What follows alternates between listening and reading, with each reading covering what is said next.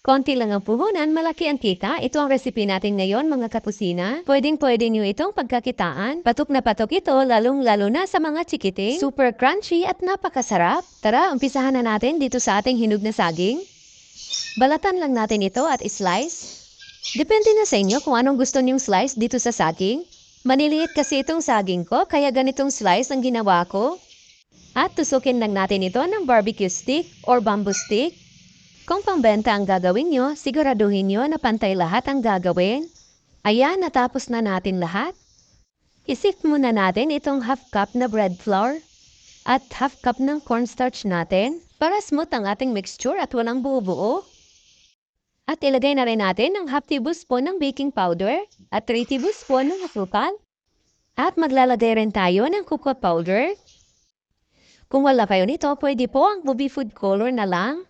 At ilagay na natin ang half cup ng tubig, pero dahan-dahan lang natin ito ilagay.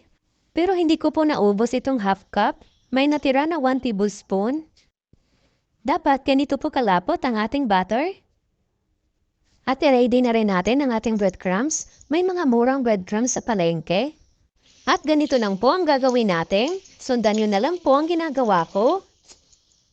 Ang sarap talaga nito, super crunchy. At ito ang gusto ng mga chikiting. Ikot lang nating mabuti ito dito sa breadcrumbs at gawin lang natin ito sa lahat. At nagpainit na ako dito ng mantika. Once mainit na, pwede na natin ilagay ang ating mga saging. Madali lang po ito maluto kasi manipis ang hiwa na ginawa natin. At baliktarin lang natin ito para pantay ang pagkaluto. Ayan, napaka-crunchy na tingnan. Ayan, luto na. Pwede na natin ito hanguin. Kadalasan luto dito sa saging is turon at pinaypay. Masarap din yon, pero subukan nyo itong mas pinalevel up na luto sa saging. Para naman kakaiba sa panlasa ng mga chikiting.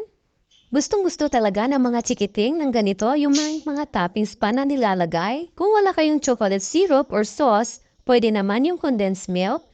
Lagyan nyo na lang ng food color. Kung nagustuhan nyo ang ating negosyo ideas, pa-heart naman. At pa-share ng ating video. Maraming salamat po. Pwede rin tayo mag-explore ng mga masasarap na pang-toppings dito. Masarap kasi yung bago sa paningin ng mga bata. Kaya subukan nyo na rin gumawa nito, pang merienda at pagkakitaan. Maraming salamat hanggang sa susunod po.